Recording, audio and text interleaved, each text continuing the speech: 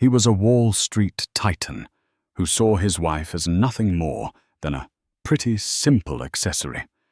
He flaunted his affairs in her face, mocked her quiet nature, and dismissed her as a financial burden, all while his own empire was built on a house of cards. He threatened to leave her with nothing. What he didn't know was that his simple wife was a silent observer, the hidden heir to a fortune that dwarfed his own. And she had just made a phone call.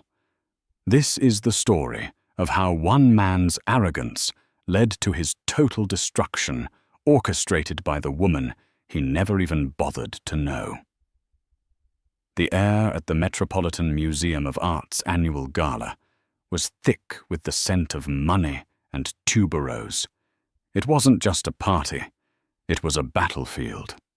Damian Blackwood, founder of the notoriously aggressive Ares Capital Partners, navigated the room like a shark, a predatory smile fixed on his handsome face. On his arm, his wife Mina Blackwood was a vision in simple, elegant navy blue. Her dress, a bespoke piece by a quiet Parisian atelier, was worth more than a luxury car. But it whispered where other dresses shouted. To Damian, this whisper was a weakness. "Mina, darling, do try to look engaged." He murmured, his thumb digging into her arm just a fraction too hard. "Steven Schwartzman is watching. We're in the middle of the Sterling Aerospace play. I need you to look like a victor, not a librarian." Mina offered him a tight, practiced smile.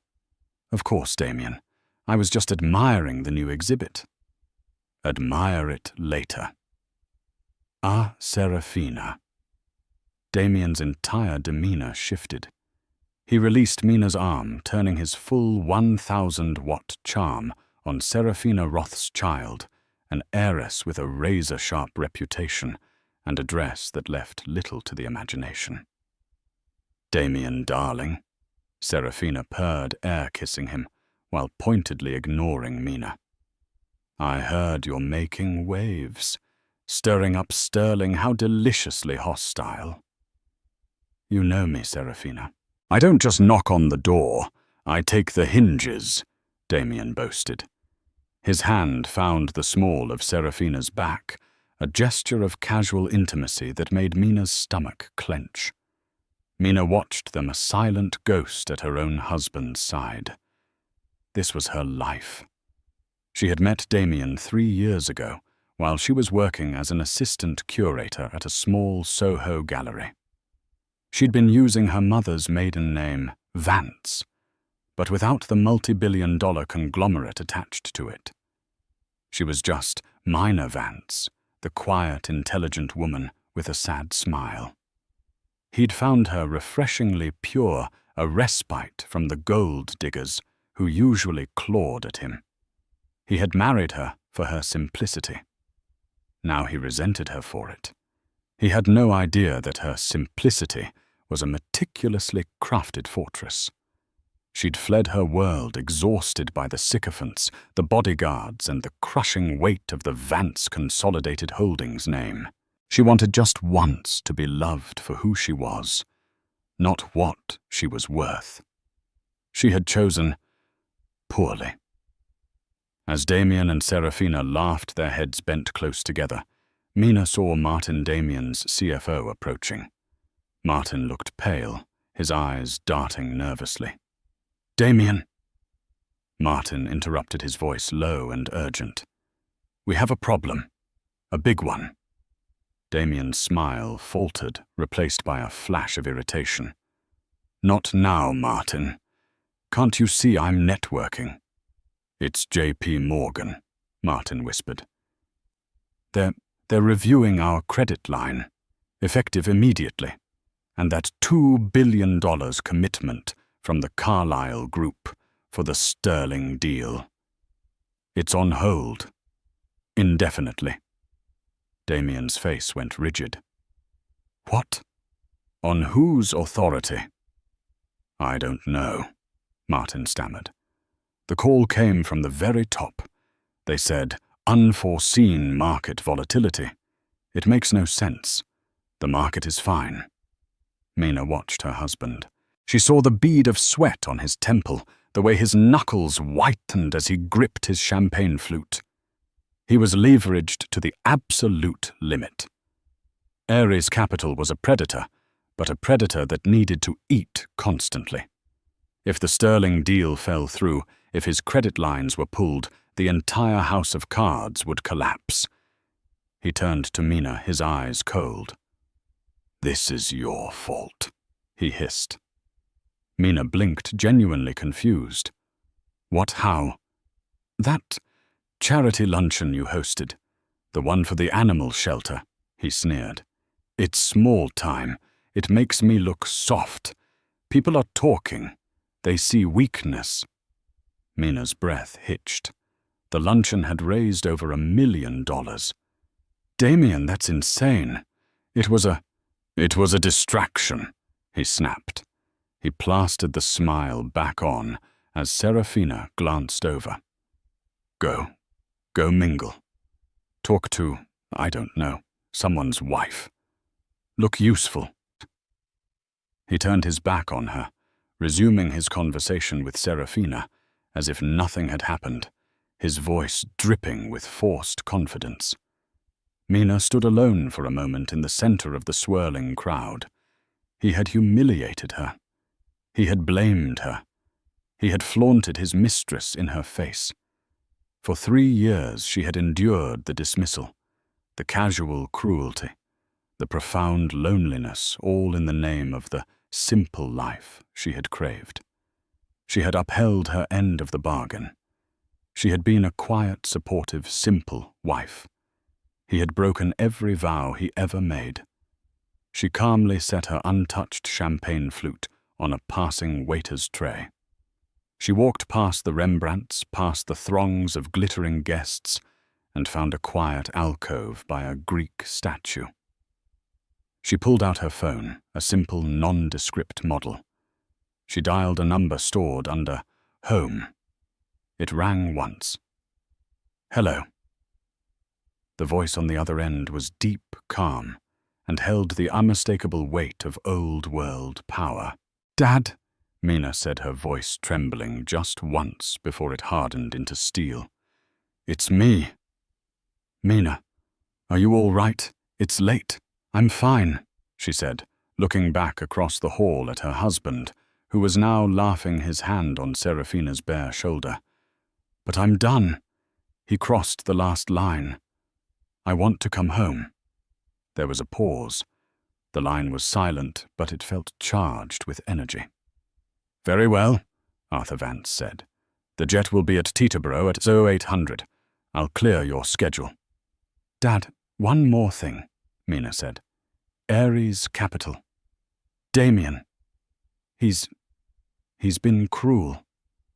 The silence on the other end was longer this time, heavier. "Cruel," Arthur Vance repeated. It wasn't a question. It was a verdict. "I see. Don't worry about Mr. Blackwood, Mina. You just come home. I will handle the housekeeping." Mina hung up. She took a deep breath, straightened the straps of her simple dress, and walked back into the party, a queen returning to her throne. The following morning, Damien Blackwood woke with a blinding headache and a sense of impending doom. The gala had been a disaster. After Martin's news, his bravado had soured into aggression. He'd had too much whiskey and had ended up in a public argument with a rival from KKR, making him look desperate. He stumbled into the vast, minimalist kitchen of their Upper East Side penthouse. The apartment, all glass and cold white marble, had been his choice. Mina had once mentioned wanting a small, cozy brownstone in the West Village. He'd laughed at her. Mina was already there, sipping tea and reading the Financial Times. She wore simple linen trousers and a white shirt. She looked as serene as a mountain lake. It infuriated him. "You look pleased with yourself," he growled, ripping open the refrigerator. I'm just reading the paper, Damien, she replied, not looking up. Reading the paper, he mocked, while my world is on fire. Did you know, JP? Morgan formally suspended our credit line at 6 a.m. 6 a.m. And Goldman Sachs is reviewing their position. It's a coordinated attack. He slammed the refrigerator door, his face mottled with rage. This sterling deal. It was everything. It was the move that would have put Ares on the map permanently. Now it's dead. Dead all because somebody decided to pull the plug. Perhaps the deal was too leveraged, Damien, Mina said quietly, turning a page. I looked at the prospectus. Your debt-to-equity ratio was ambitious. Damien stared at her as if she'd just grown a second head. You looked at the prospectus. What did you color it in? Don't talk to me about debt-to-equity. What would you possibly know about it? Your only financial concern is how much you can spend at Bergdorf's. I rarely shop at Bergdorf's, Damien, she said, her voice still infuriatingly calm. That's the problem, he roared, slamming his fist on the marble island. You don't get it. The point of having money is to show it. The point of having a beautiful wife is for her to look like a billionaire's wife. You walk around in those rags. He gestured at her expensive minimalist clothing. Looking like a philosophy student. You make me look weak. You seem to be doing a fine job of that on your own, she said, finally lowering the paper. Her eyes met his. They were clear and cold. He was taken aback by her sudden spine. What did you say to me? I said. Mina stood up. That perhaps your business partners are no longer confident in your leadership. Perhaps they see a man who is reckless, over-leveraged, and more concerned with socialites than with his own balance sheets. He stalked toward her, backing her against the counter. You think you're clever. You with your little art degree and your charity lunches. You are nothing without me. I took you from a $50 $1,000 a year gallery job. I gave you this. He spread his arms wide, encompassing the sterile, empty penthouse. I gave you the Blackwood name, and I can take it all away. Is that a threat, Damien? It's a promise, he sneered. Our prenup is ironclad. My lawyers made sure of it. You annoy me, Mina. You bore me, I divorce you. And you walk away with exactly what you came in with, nothing. Not a cent. You'll be back in some dusty gallery begging for commissions. Remember that. Mina looked at him, her face unreadable. I will, she said. I will remember that. Good. Now get out. I have calls to make. I have to try and save my company from the mess you probably started. Mina didn't argue. She simply picked up her tea, walked to the sink, and poured the remaining perfectly steeped oolong down the drain. She then walked to their bedroom, the guest bedroom she had long since claimed as her own, and calmly locked the door. Damien, left alone in the kitchen, grabbed his phone. He had to call his bankers. He had to scream, to threaten, to beg. His first call was to his contact at the Carlyle Group. It went straight to voicemail. His second was to his primary banker at J.P. Morgan. The man's assistant picked up. I'm sorry, Mr. Blackwood, but Mr. Harrison is in an all-day planning session. He is completely unavailable. Unavailable, Damien yelled into the phone. I have a $1 billion credit line with you people. You tell him to call me now. He left specific instructions not to be disturbed, sir, especially by you. The line clicked dead. Damien's blood ran cold. Especially by you. This wasn't a review. This was an execution.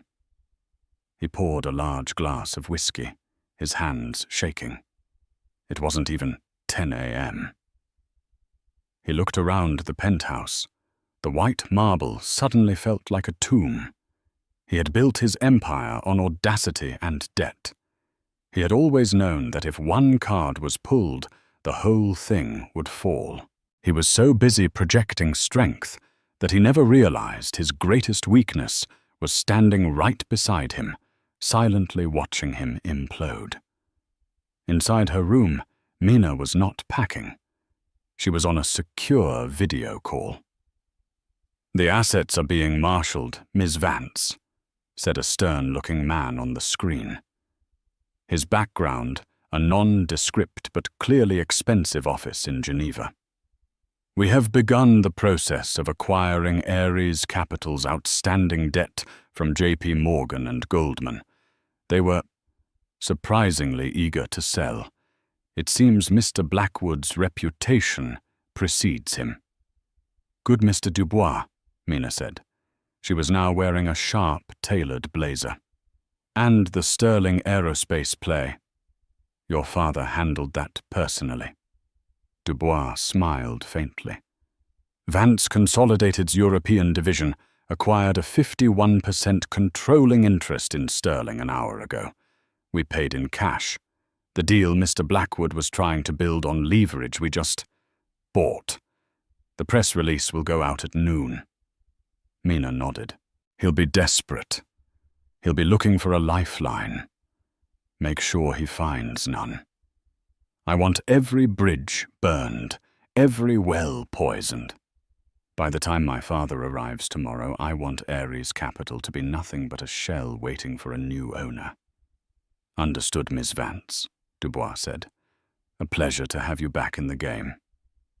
"It's good to be back," Mina said, and closed the laptop. The news of the Sterling Aerospace acquisition hit the wires at 12:01 p.m.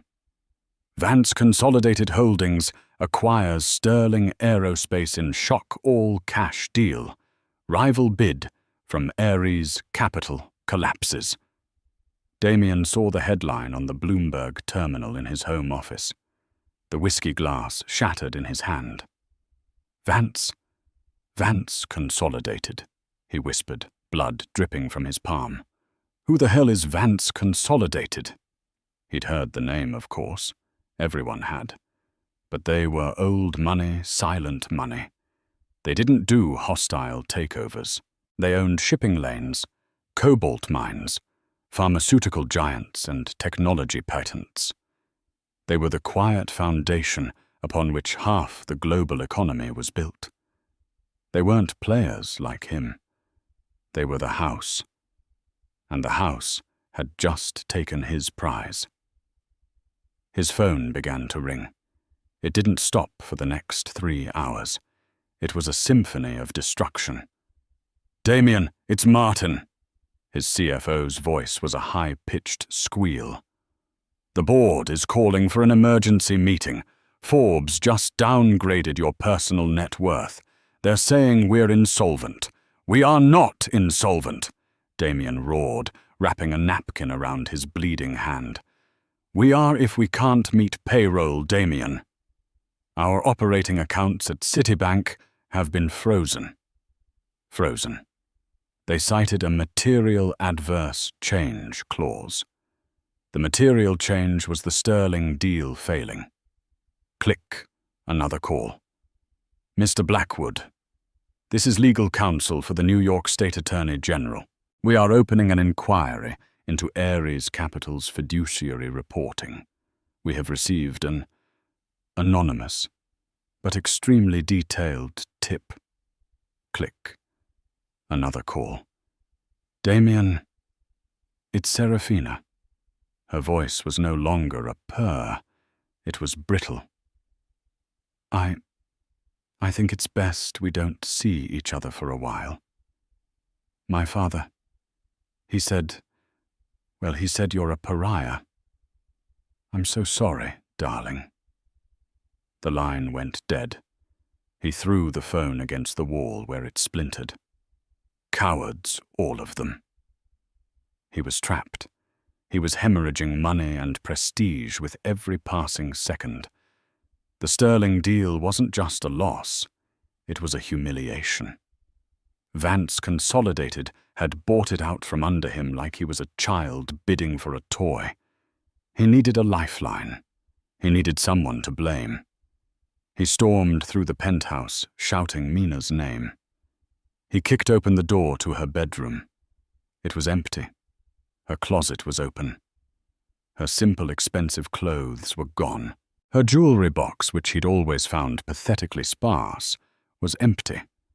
The only thing left on her bedside table was her wedding ring, a simple platinum band left right next to a copy of their ironclad prenup. She left me, Damien said, stunned. The audacity. She left him now. When he was on the ropes, a new, colder rage filled him. She must have heard the rumors, he muttered. The little gold digger. She saw the ship was sinking and she was the first rat off. He laughed, a harsh, barking sound. Good. Fine, she gets nothing. Just like the prenup says. She walks away with nothing. He paced his office, his mind racing. He was ruined. The AG was sniffing around. His investors were gone. His credit was shot. His wife was gone. No, he wasn't ruined. He was Damien Blackwood. He would file for Chapter 11. He would restructure. His private line rang the one reserved for his biggest investors. He snatched it up. Hello. Is this Mr. Blackwood? A polite, British-accented voice asked. Who is this? Damien snapped. My name is Julian Hayes. I represent the office of Mr. Arthur Vance. We'd like to schedule a meeting with you for tomorrow morning at 9 a.m. at your offices. Damien froze. Vance. The name from the headline. Arthur Vance. Damien said, his voice suddenly hoarse. The CEO of Vance Consolidated. That is correct, sir. Mr. Vance finds himself in New York and has a vested interest in the transition of the Sterling Aerospace assets. He felt it would be courteous to meet with the former bidder. A lifeline. Damien's mind spun 1,000 calculations running at once. They bought Sterling. They crushed him. Why meet to gloat or to invest? Maybe they saw his audacity. Maybe they saw a fellow shark. Maybe they wanted to buy out Ares Capital to bring him into their fold. He was toxic waste to everyone else, but to a giant like Vance, he could be a bargain. Yes, Damien said, straightening his spine, his bravado returning. Yes, 9 a.m. is perfect. I'll have my team prepare a presentation. Oh, that won't be necessary, Mr. Blackwood, the assistant said, his voice chillingly polite. This won't be a presentation. It's a debriefing. Mr. Vance will bring his own legal team. Good day. The line clicked dead. Damien stood in the silent office, the bloody napkin still clutched in his hand. A debriefing. Legal team. A cold, dark suspicion began to creep into his mind. He looked at the empty, sterile penthouse. He thought of his wife, Mina. Her maiden name. What was her maiden name? He'd never even paid attention. He'd just had his lawyers run a background check and they'd said she was clean. No family, no money, no connections. He scrambled to his desk, pulling open the drawer where he kept his copy of the marriage certificate. He found it under a stack of old invitations. Groom Damien, Michael Blackwood.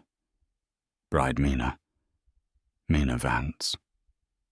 His heart stopped. No, he whispered, staring at the name. No. It's a coincidence. It has to be. Vance was a common name, wasn't it? Like Smith. Or Jones. But he knew with a dreadful sinking certainty that it was not. He remembered her quiet confidence, her knowledge of his prospectus, her infuriating calm. He had called her a simple librarian. He had married the shark that was about to eat him alive. The offices of Ares Capital Partners, occupying the 48th and 49th floors of the Seagram building, were usually a hive of manic high testosterone energy. On this morning, it was a tomb. Employees huddled in small, whispering groups, computers, dark, the news tickers on the wall flatlining. Damien Blackwood hadn't slept. He was wearing the same suit as the day before. Now rumpled his face a mask of sleepless, paranoid fury. He had spent the night alternating between two frantic activities, trying to move his personal funds to offshore accounts, all of which were mysteriously frozen, and frantically Googling Arthur Vance. The results had only deepened his terror. Arthur Vance wasn't just a billionaire. He was a kingmaker, a shadow that moved governments. He didn't appear on Forbes lists because he owned the media companies that made the lists. He was photographed once a year at Davos, usually in conversation with presidents and Federal Reserve chairs. He was old money, quiet money, permanent money. And Damien had spent 3 years telling his daughter that her charity lunches were tacky. At 8:55 a.m., Damien was pacing his corner office, a vast expanse of glass overlooking Park Avenue. His CFO, Martin, was sitting on the $100,000 Italian leather sofa, nervously shredding a paper napkin. "He's here to buy us, Martin. He has to be," Damien said, his voice raw. "He's going to buy the company for pennies on the dollar. He'll want me to run it. He'll see my talent, my aggression." "Damien, the AG is downstairs," Martin said weakly. They're not asking to come up. They're just waiting, with boxes." "He'll handle that," Damien insisted, gesturing wildly. "A man like Vance. He makes one call, the AG disappears. This is a test. He's testing my nerve." At 8:59 a.m., the private elevator to the 49th floor chimed. Damien's assistant, pale as a sheet, buzzed him. "Sir, he's here." The doors to Damien's office slid open. It wasn't one man. It was 5. 4 of them were clearly lawyers. 2 from a top New York firm. Damien recognized the lead counsel from Wachtell Lipton, and 2 from what appeared to be an in-house team. They were all carrying thick, leather-bound portfolios. In the center was Arthur Vance. He was perhaps 60 tall, with a full head of silver hair. He wore a simple dark grey suit, but it was a bespoke Keaton K50. A suit that cost more than Damien's car, and took over 50 hours to hand-make. His shoes were gleaming John Lobs. He wore no flashy watch, just a simple Patek Philippe Calatrava. He radiated an aura of absolute unshakable power that made Damien's manufactured charisma look like a cheap party trick. "Mr. Blackwood," Arthur Vance said. His voice was quiet, but it filled the cavernous office. "Thank you for seeing us." Damien, trying to regain his footing, strode forward, his hand outstretched. "Mr. Vance, an honor. A true honor. Please sit." Arthur Vance ignored the hand. He walked past Damien and stood in front of the floor-to-ceiling windows looking down at Park Avenue. "Ares Capital Partners," Arthur said, his back still to Damien. "Ares, the god of war. How fitting. You've made quite a name for yourself, Mr. Blackwood. All smoke, all leverage, all noise." "I call it aggressive growth, sir," Damien said, his smile feeling brittle. "You call it what you like," Arthur said, turning. His eyes were the same clear, assessing grey as Mina's.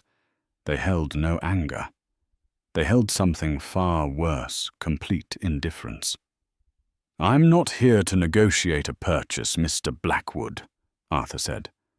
"You seem to be under the impression that you have something left to sell." Damien's blood ran cold. I don't understand. My company." "Your company," one of the lawyers interjected, stepping forward, "is currently in default on its primary credit lines to JP Morgan, Goldman Sachs, and Citibank." "That's a temporary liquidity," Damien started. "It's permanent," the lawyer said, "because as of 7:00 a.m. this morning, Vance Consolidated Holdings acquired 100% of your outstanding debt from those institutions. We bought your mortgage, Mr. Blackwood, all $14.7 billion of it." Damien stumbled back, grabbing his desk for support. Martin let out a small, strangled squeak. You bought my debt. You were trying to buy Sterling Aerospace for a 30% premium using leverage you didn't have," Arthur said calmly. "I bought it for a 10% discount using cash. Then I used my pocket money, as my daughter would call it, to buy your entire, over-leveraged, toxic asset-filled company. You see, the banks were thrilled to get it off their books. They know what the Attorney General is about to find in your servers." You tipped them off," Damien accused, his voice cracking. "We didn't have to," the second lawyer said. "We simply provided the documentation from our own internal audit, which we conducted as your new primary creditor. The evidence of wire fraud, insider trading, and market manipulation was extensive. You're a very sloppy bookkeeper, Mr. Blackwood." This is illegal," Damien shouted. "You can't just—" "We can," Arthur said, his voice dropping. "And we have. Ares Capital Partners is now a fully owned, distressed asset subsidiary of Vance Consolidated. Your board has been dissolved. Your executive team," he glanced at Martin, "is terminated. Effective now." Martin fainted. He slumped off the sofa and onto the floor in a heap. Neither Damien nor Arthur paid him any attention. Damien was hyperventilating. Why do this just for Sterling? It's business, I get it, but this is a destruction." Arthur Vance walked slowly toward Damien, stopping just a foot away. For the first time, a flicker of emotion crossed his face. It was cold, pure contempt. "You are loud, Mr. Blackwood. You are arrogant. You are crude. I find your entire new money operation distasteful, but I have divisions that employ men far worse than you. I would not have crossed the street to spit on you if you were on fire." He leaned in his voice, dropping to a whisper that cut through Damien's panic like a surgeon's blade. "But you made one catastrophic mistake." "What?" Damien whispered, an awful dawning realization hitting him. "You disrespected my daughter." Damien stared, his mind finally painfully connecting the last dot. Mina. Vance. Mina Vance, Arthur confirmed, his eyes like chips of ice. "My only child.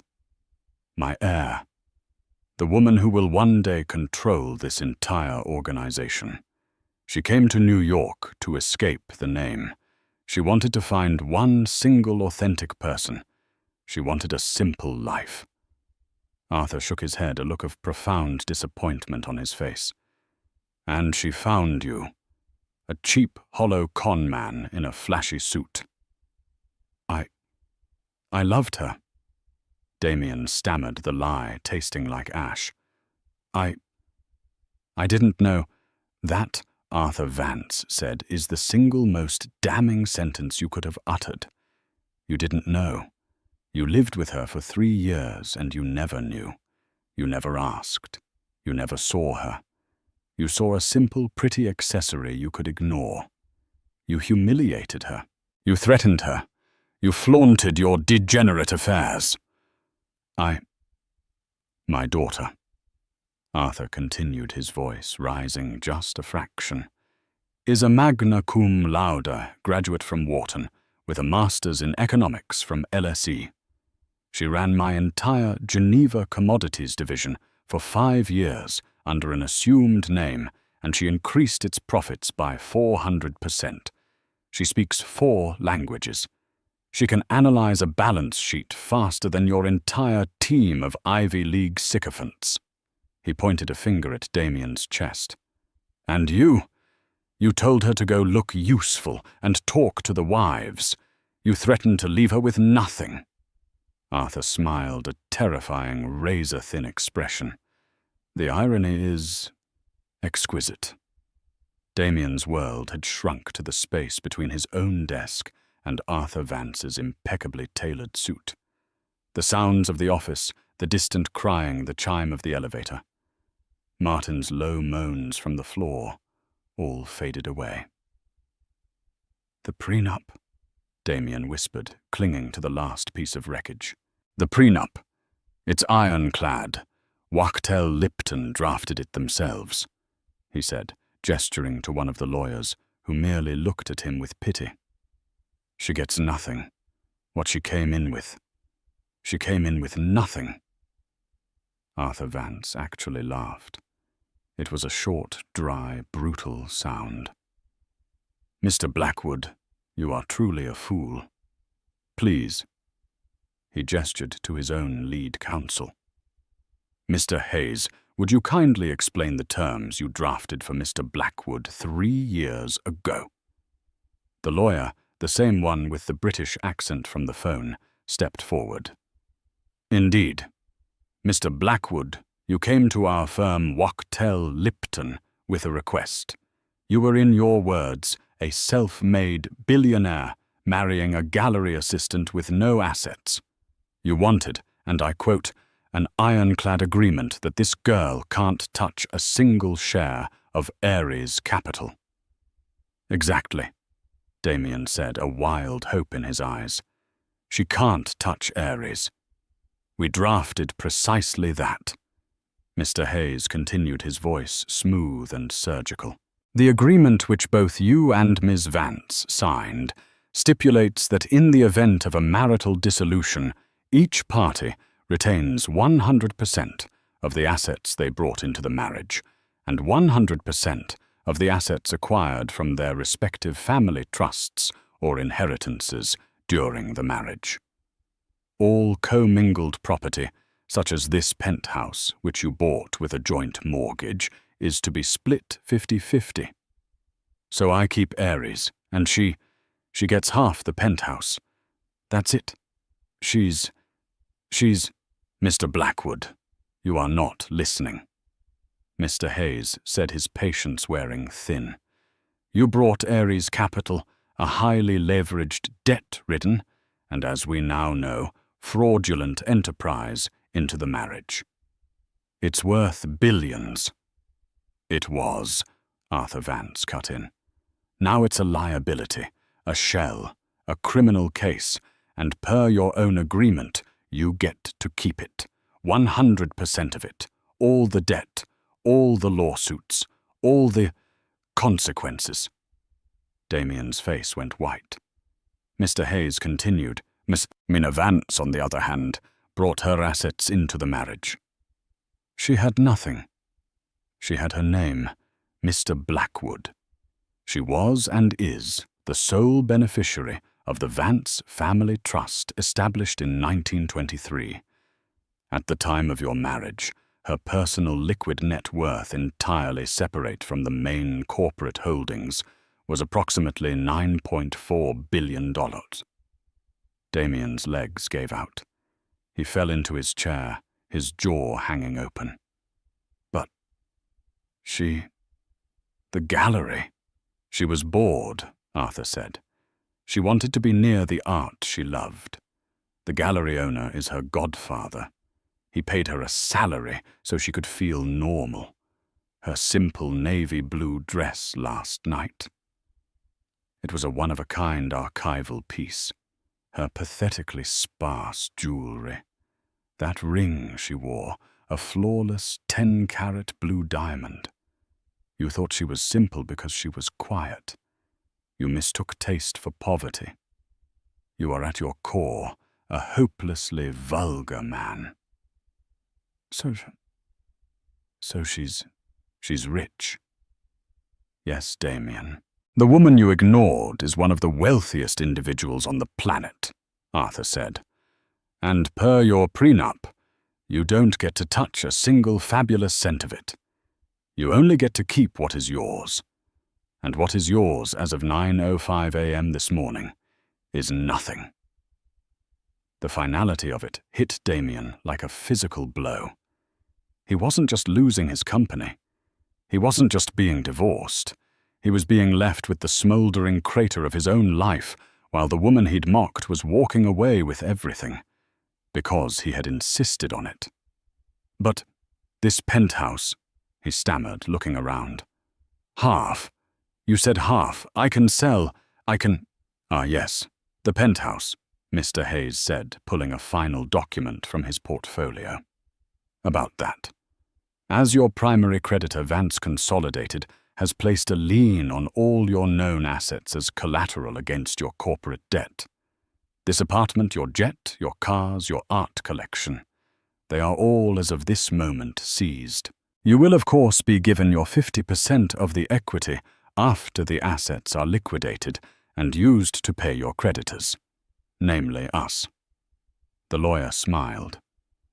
Given the extent of your fraud, I suspect your equity will amount to, let's see, approximately 0. Arthur Vance checked his simple Patek Philippe watch. Our work here is done. Gentlemen, please secure the premises. The AG's office will be handling the criminal component. The two in-house lawyers moved one to Damien's desk to secure his computer, the other to the still unconscious Martin. Wait, Damien shrieked, lurching forward. Please, Mr. Vance, Arthur. Please, I can apologize. I'll do anything. I'll beg. I love her. I didn't mean it. He fell to his knees, grabbing at the hem of Arthur's suit. Arthur looked down at him, his face a mask of utter disgust. He carefully plucked the fabric from Damien's grasp. You are correct about one thing, Mr. Blackwood. You will beg. But not to me, and not to my daughter. He nodded to the door. Two very large, very serious-looking men in black suits, men who were clearly not lawyers, stepped into the room. Mr. Blackwood is passing, Arthur said calmly. Please escort him from my building. He is to leave with only the items he has on his person. No! Damien screamed, scrambling backward. You can't do this. This is my office. This is my life. Mina, you can't do this to me. The security men grabbed him one by each arm and lifted him from the floor as if he weighed nothing. You'll hear from my lawyers, Damien shrieked as they dragged him across the plush carpet. They'll be speaking to our lawyers, Arthur Vance replied, already turning his back. And I suspect to the U.S. Attorney's office. As Damien was dragged past his assistant's desk through the stunned, silent bullpen, the glass doors of the elevator opened. Standing inside, flanked by her own security team, was Mina. She was not the simple, quiet wife from the gala. She was dressed in a razor-sharp, white Chanel power suit. Her hair was pulled back in a severe, elegant chignon. Her eyes as cold and grey as her father's met Damien's. She looked magnificent and terrifying. Mina! He cried, his voice breaking. Baby, please, stop this. It's a mistake. I love you. Tell them I love you. Mina looked at him. The man who was being held up by two men. His face streaked with tears, his rumpled suit a mockery of his former power. She said nothing. She just held his gaze, her expression perfectly devastatingly blank. Then she stepped out of the elevator and walked past him without a single glance towards her new corner office as the doors slid shut, sealing Damien Blackwood in the descending darkness. Mina Blackwood, or as the world would now know her. Mina Vance walked onto the 49th floor trading floor.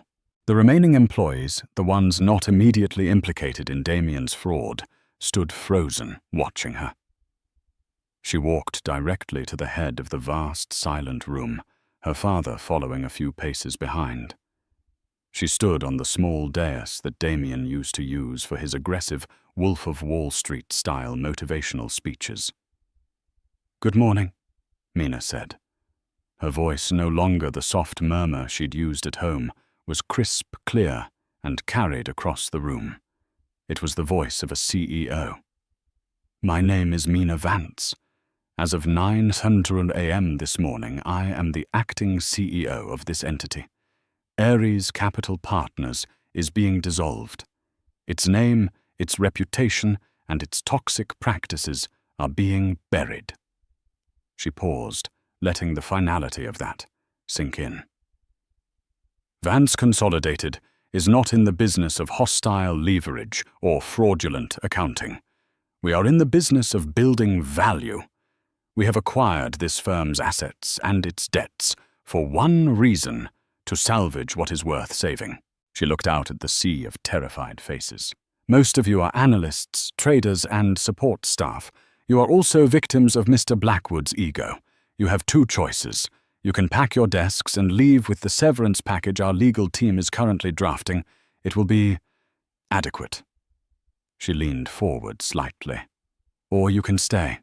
You can work for me. We will be forming a new division, Vance Strategic Opportunities. It will be based on real analytics, real value, and zero tolerance for the kind of behavior that brought this house down. You will work harder than you ever have before, and you will be held to a standard you have never been held to before. But you will be building something that lasts." She scanned their faces. "The U.S. Attorney's Office will be conducting a full investigation. Anyone found to have been complicit in Mr. Blackwood's activities will be handed over to them directly. We do not shield criminals. However," she continued, "anyone who comes forward today with evidence of wrongdoing, evidence that aids our internal audit, and the government's investigation will be given full immunity by Vance Consolidated and our full-throated recommendation for leniency to the AG. We value honesty, even if it's late." Within seconds, a junior partner at the back of the room raised his hand, his face pale. "Ms. Vance, I have something. A hard drive. Damien. He had a secret ledger." Mina nodded to one of her lawyers. "Mr. Hayes, please take Mr. Miller, John Miller. Take Mr. Miller's statement.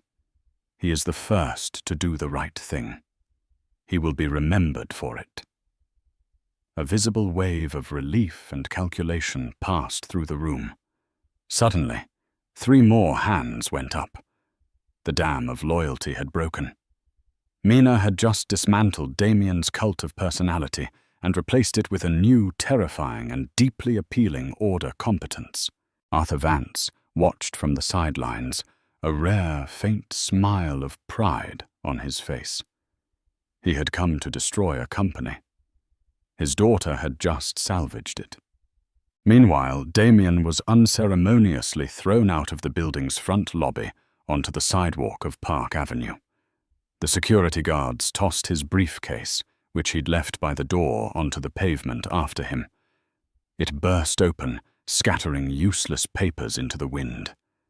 He was on all fours, gasping when the first flashbulb went off. "Mr. Blackwood, is it true Ares is insolvent? Damien. What's your comment on the Vance acquisition? Is it true your wife is Arthur Vance's daughter, A horde of reporters, clearly tipped off, descended on him. He was trapped. He tried to stand to regain some dignity, but he was a wreck. His suit was torn, his hand was caked in dried blood, and his face was a mask of sheer, unadulterated panic. "No comment. Get away from me," he stammered, trying to push through them. He stumbled down the street, a pathetic, hunted figure. He reached into his pocket for his phone to call a car, only to realize it was still shattered in his penthouse office. He fumbled for his wallet. He had his Amex black card. He tried to hail a cab. Take me to the Carlisle," he told the driver. He got in, and the driver looked at the card reader. "Sorry, pal. Cards declined." Damien stared. "Declined. That's impossible. Run it again." "I did, buddy. It's declined. Says account frozen. You got cash?" Damien's wallet had $23 in it. He looked at the driver, his mind collapsing. The sheer total comprehensive nature of his ruin was staggering. They hadn't just taken his company. They had taken everything.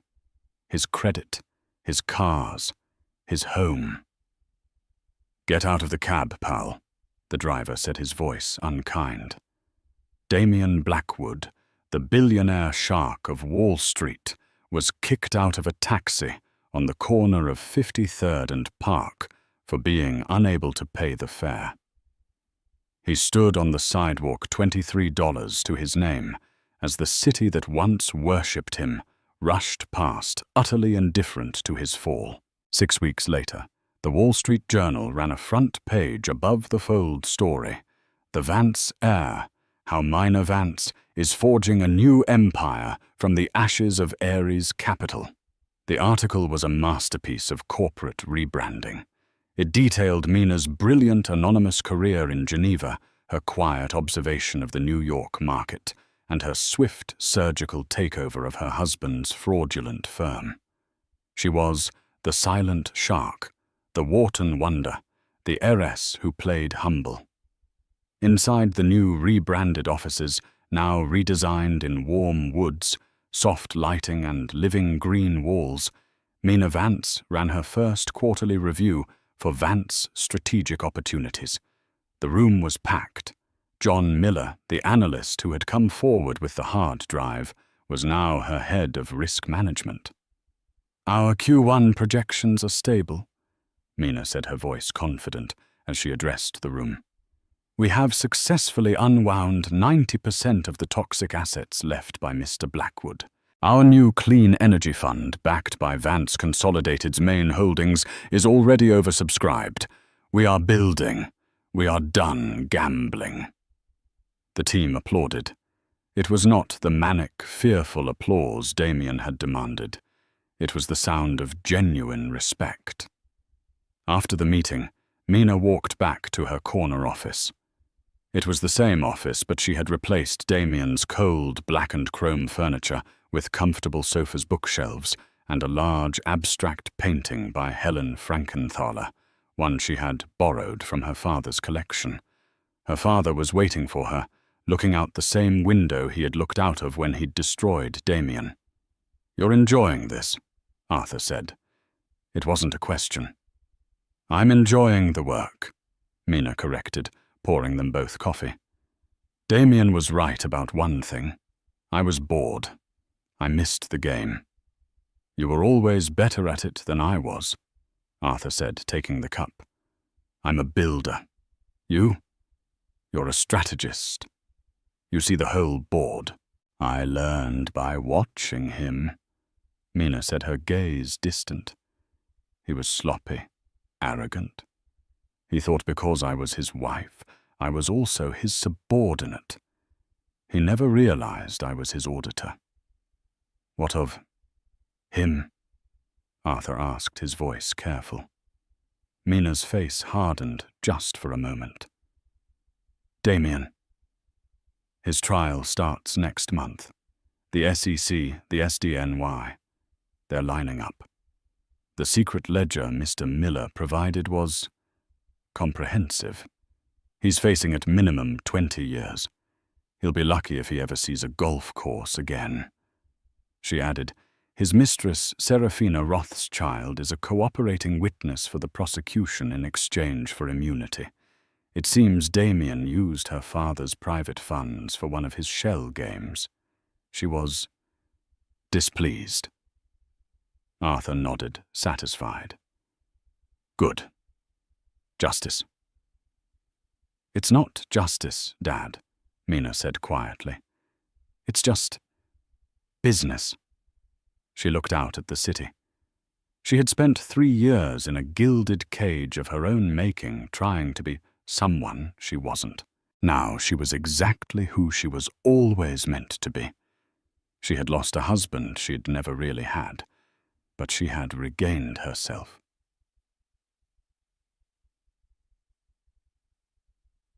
The final scene of Damien Blackwood's public life was not in a courtroom. It was 2 days later at a pre-trial hearing. He had been forced to sell his $50,000 Patek Philippe watch, the one real asset he had on him, to pay for a lawyer. The lawyer was mediocre. Damien sat hollow-eyed and thin in a cheap off-the-rack suit. He looked like a ghost.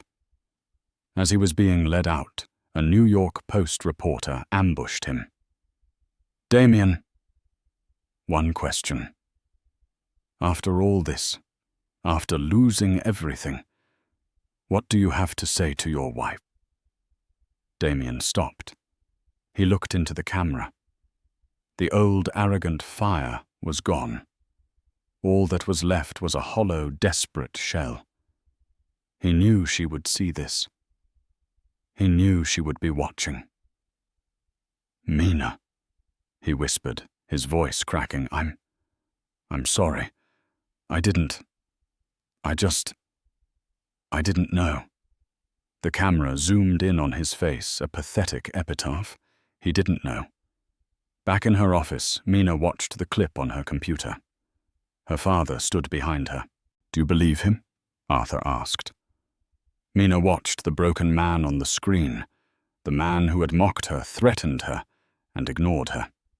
She clicked the mouse, closing the video window. It doesn't matter, Mina Vance said, turning back to her work. He's irrelevant. A year passed. The name Damien Blackwood was now a cautionary tale, whispered on Wall Street, a byword for a catastrophic, hubristic fall. He had been found guilty on 14 counts of wire fraud, securities fraud, and racketeering. The secret ledger had been his undoing. He was serving a 25-year sentence at the Federal Correctional Institution in Otisville. He had no visitors. His friends had vanished. His family, embarrassed, had disowned him. He had truly, as his own prenup dictated, been left with nothing. The Vance Strategic Opportunities Fund, under Mina's leadership, had become one of the most respected new firms in New York. Mina hadn't just cleaned house. She had built a new one on a foundation of steel. She was ruthless, brilliant, and fair. She was also, for the first time in her adult life, truly content. She had finalized her divorce 6 months prior. The proceedings had taken less than 15 minutes. Per the prenup, she had retained her multi-billion-dollar trust, and he had retained his multi-billion-dollar corporate debt, which was now the property of the U.S. government. She still lived in New York, but not in the cold marble penthouse. She had bought the small, charming brownstone in the West Village she had always wanted. It was filled with books, art, and warmth. She was dating, though, with extreme caution, a literature professor from Columbia, a man who knew exactly who she was and was far more impressed by her knowledge of 19th century poets than her stock portfolio. One afternoon, Mina was in her office when her assistant buzzed her. "Miss Vance, there's a letter for you. It's from Otisville." Mina paused. "Send it in," The letter was on thin prison stationery, the handwriting messy, almost childlike. Mina, I don't know if you'll read this. They say I have to show remorse to get parole in 15 years. I don't know what remorse is. I just know I'm cold, and I'm scared. I think about that first day, at the gallery. You were so quiet. You were wearing a yellow dress. I thought you were real. I thought you were the one good, real thing in my life. But I was the fake one. I see that now. I was so busy trying to be a billionaire that I never stopped to ask what you were. I didn't ignore you because I hated you. I ignored you because I was a coward. I was terrified you would see that I was nothing. Just a kid from nowhere with a lot of debt and a big mouth. And you did see it, didn't you, all along? I don't want your money. I don't want forgiveness. I just want to know. That woman in the yellow dress, was any of that real? Or was it all a game to you too? Damien. Mina read the letter twice. She felt a faint ghost-like ache. Not for the man he had become, but for the man he might have been. For the simple life that had been a lie for both of them. She picked up a pen, took a piece of her own heavy, cream-colored stationery, and wrote 2 words. She sealed the envelope and gave it to her assistant to mail. A week later, Damien received the reply in the prison mailroom. He tore it open, his hands shaking. He unfolded the thick, expensive paper. It just said, "It was." Damien sat down on his cot, staring at the 2 words. It was. It was real. The quiet life, the gentle smiles, the hope it had all been real. And he, in his arrogance, in his blind, stupid quest for more, had personally, methodically destroyed it. He had been given the one authentic thing he cradled, and he had ground it to dust because he was too ignorant to see its value. That he realized was the true prison. The 25-year sentence was just a consequence. Mina, back in her brownstone, poured a glass of wine and watched the snow fall over her small, quiet garden. Her phone buzzed.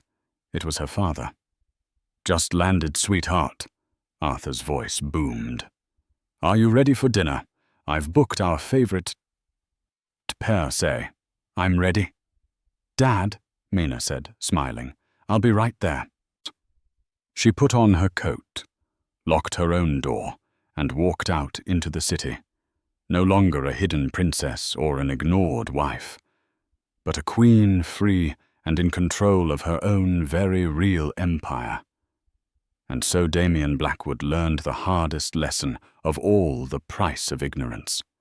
He thought his wife was an accessory, but she was the auditor. He thought his prenup was a shield, but it was a self-destruct button.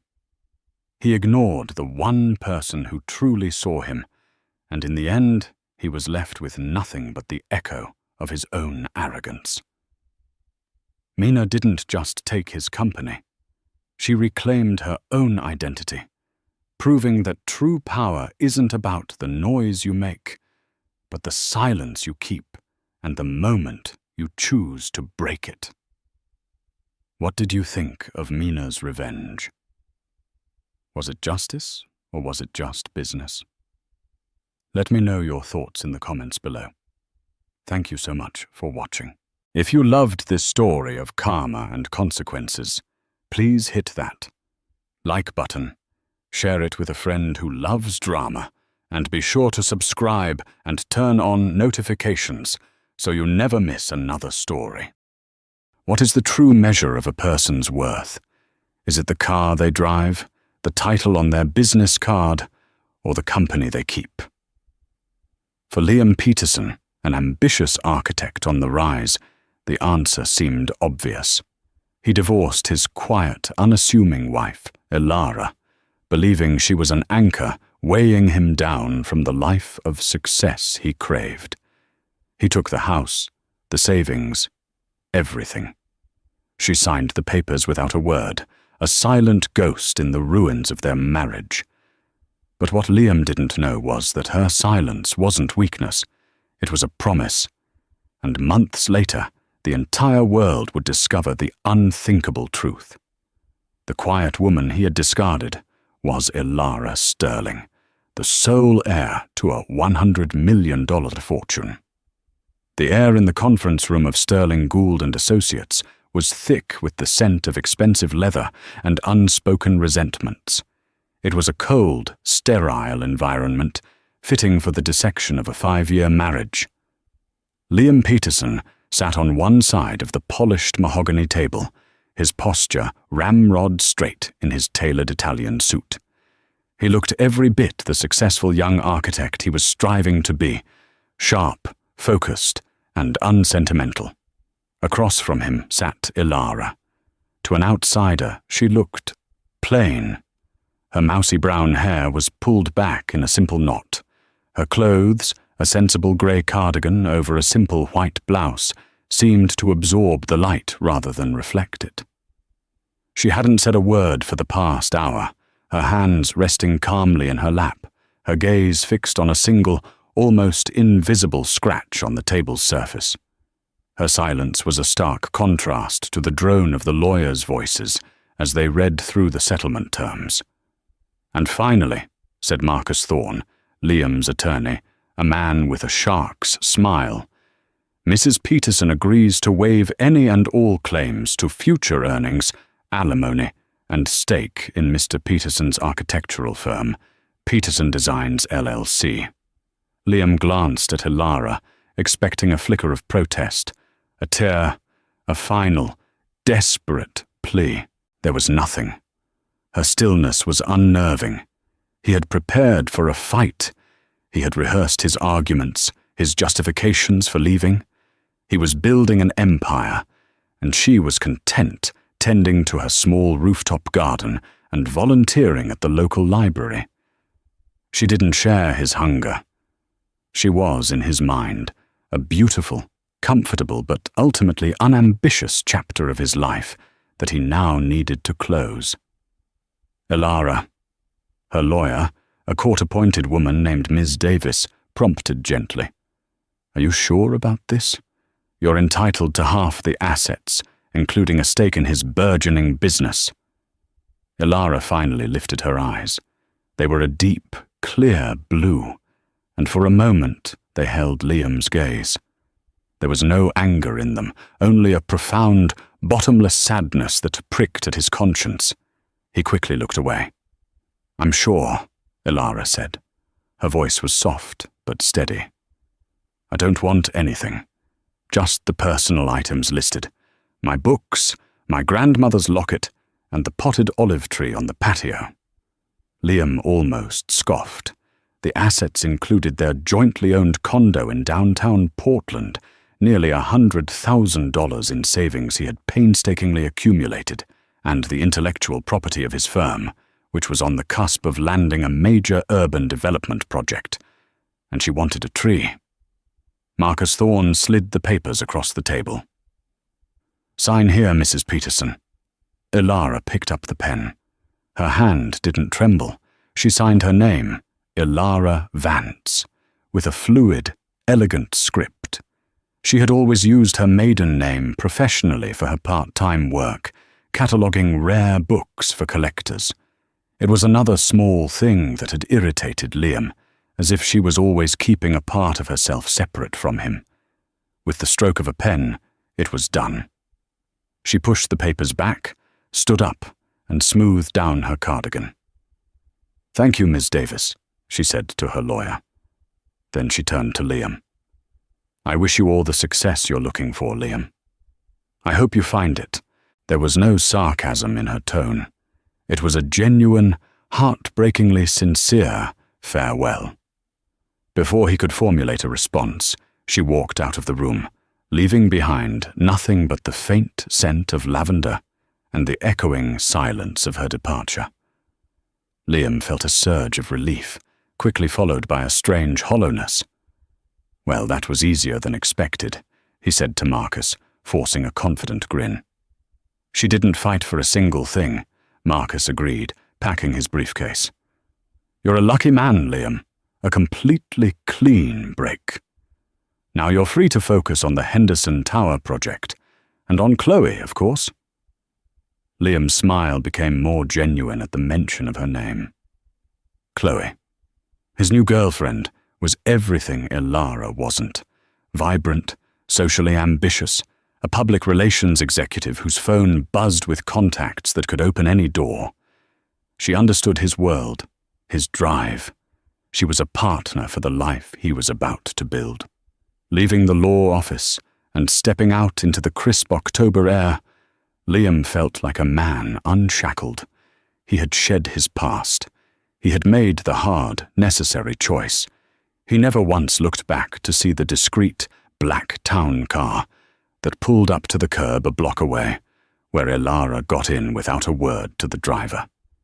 He never saw the crest on the car's door, a silver eagle clutching a star, the symbol of one of the most powerful and reclusive families in the country.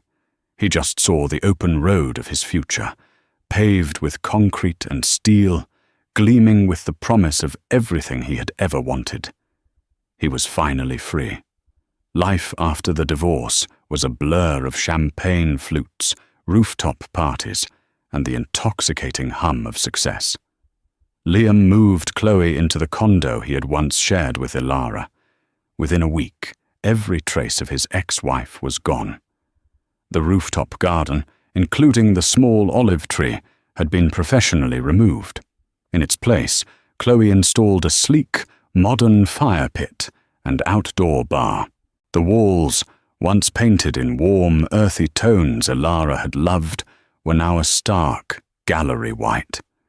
The shelves, once overflowing with classic literature, now displayed abstract sculptures and Chloe's collection of fashion magazines. "It finally looks like the home of a man who's going somewhere," Chloe said, running a manicured hand down his arm as they looked out over the city lights one evening. Liam felt a pang of something. Guilt, maybe, or just a ghost of a memory. He remembered building the planter boxes with Ilara on a sunny Saturday, their hands covered in soil, laughing as he accidentally sprayed her with the hose. He pushed the thought away. This was better. This was the image of success. The Henderson Tower project was his golden ticket. It was a multi-million-dollar contract to design a state-of-the-art residential skyscraper, and his firm, Peterson Designs, had won it against much larger, more established companies. Liam worked relentlessly, fueled by coffee and Chloe's effusive encouragement. She was a master networker, introducing him to city planners, investors, and journalists. His name started appearing in local architecture blogs and magazines. "You see," she'd say, showing him an article. "You needed a partner who could amplify you, not muffle you." He believed her. He was happier, wasn't he? He was at parties where the mayor knew his name. He was driving a leased Audi R8, a car he never would have dreamed of affording when he was budgeting with Ilara. He was living the life he had only seen in magazines. Yet sometimes, in the quiet moments late at night, a sense of unease would creep in.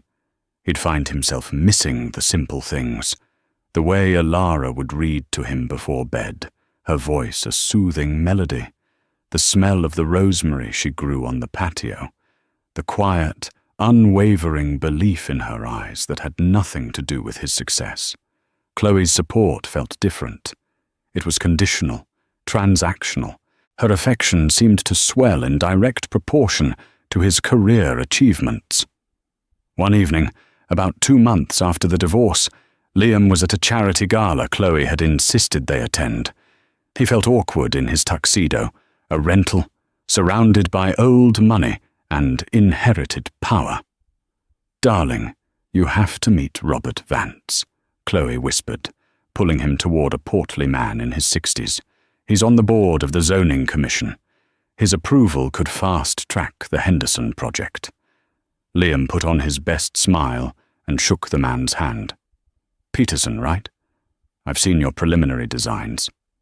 "Bold," Mr. Vance said, his eyes assessing Liam over the rim of his champagne glass. "Tell me, are you any relation to the Vances from the East Coast? Elara Vance, perhaps?" Liam froze. The name hit him like a physical blow. She's my ex-wife." Robert Vance raised a thick eyebrow. "Is that so?" "Small world.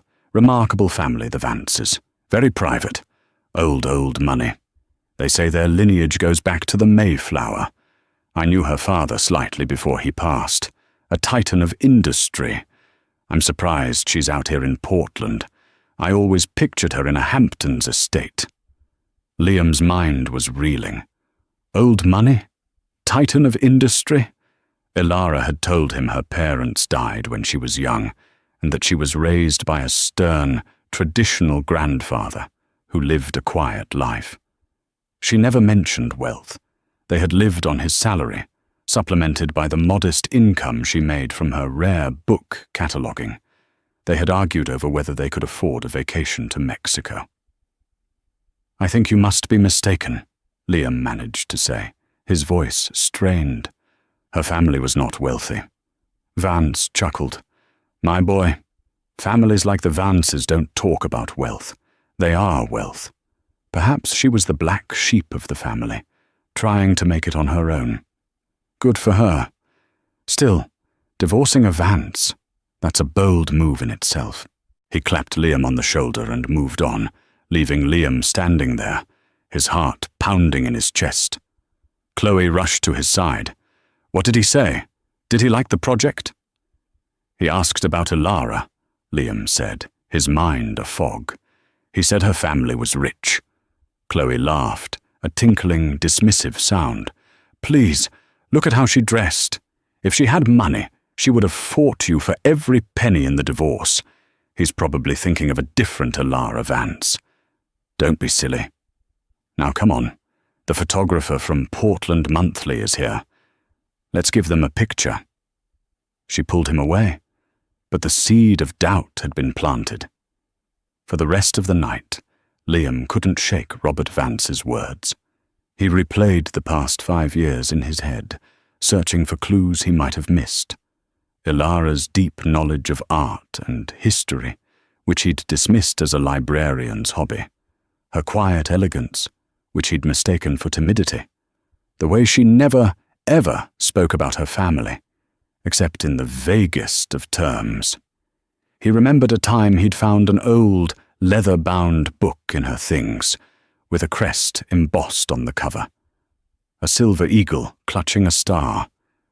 When he asked about it, she had simply said it was a family heirloom and put it away.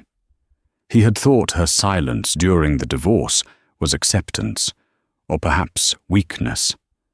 But what if it was something else entirely? What if it was indifference? The kind of indifference that comes from someone who knows that the scraps you're fighting over are nothing more than pocket change. The thought was so absurd, so completely at odds with the woman he thought he knew, that he laughed it off. But the laughter didn't reach his eyes. For the first time, Liam Peterson felt a cold sliver of fear. Not for his project or his career, but for the monumental, life-altering mistake he might have just made. The Henderson Tower project, once a symbol of Liam's ascent, began to feel like a house of cards. The initial stages went smoothly, but as they moved towards securing the primary financing, unexpected roadblocks appeared. A major investment firm that had shown keen interest, Consolidated Holdings, suddenly and inexplicably pulled their support. Their official reason was a strategic portfolio realignment. But the abruptness felt personal.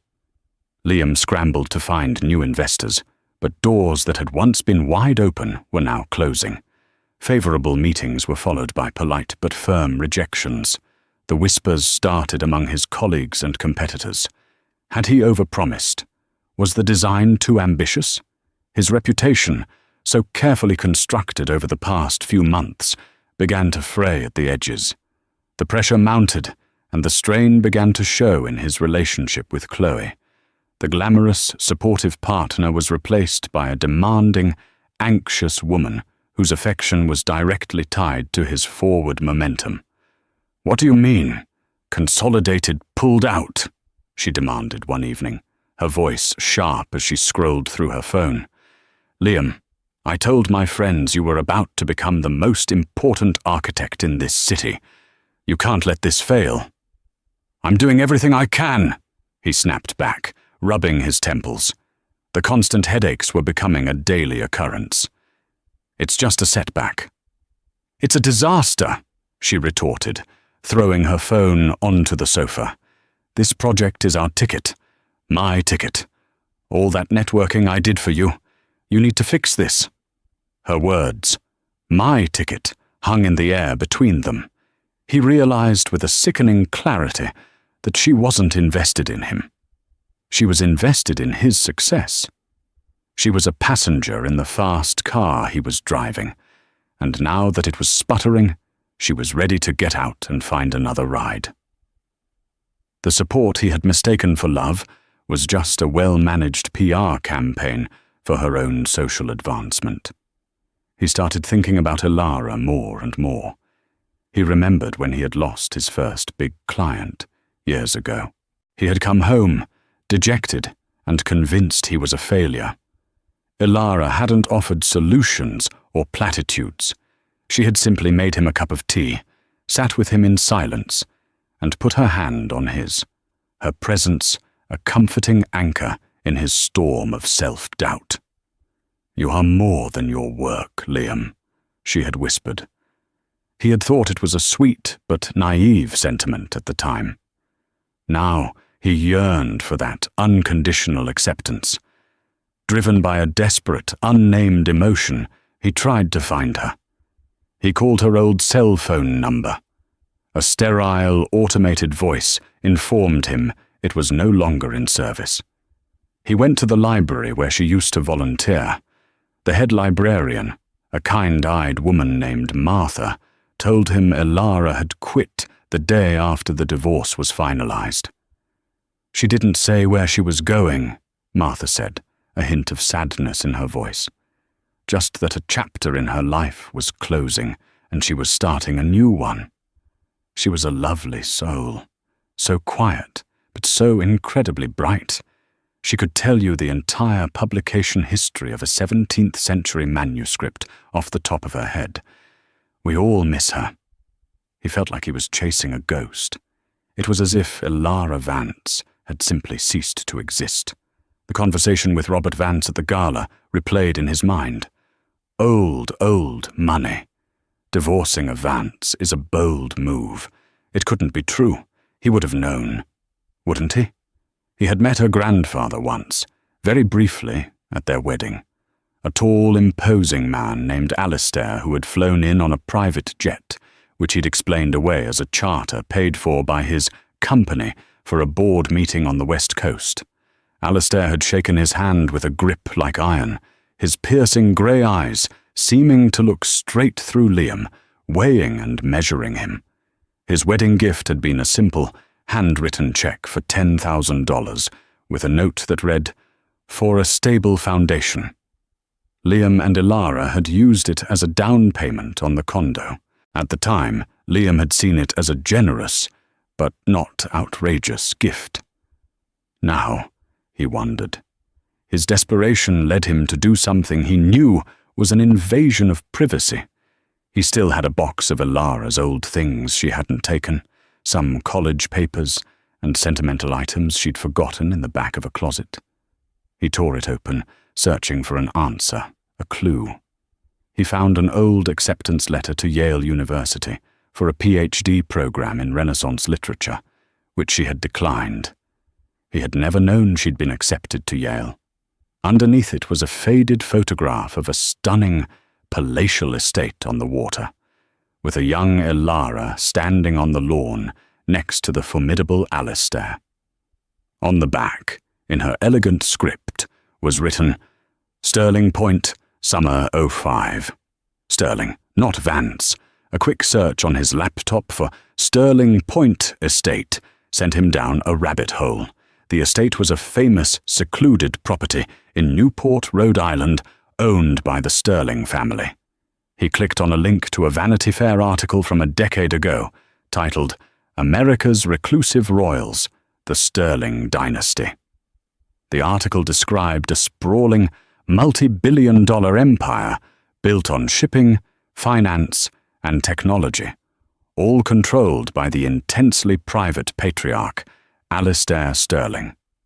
It mentioned his only son, who had tragically died in a car accident with his wife, leaving behind a single daughter.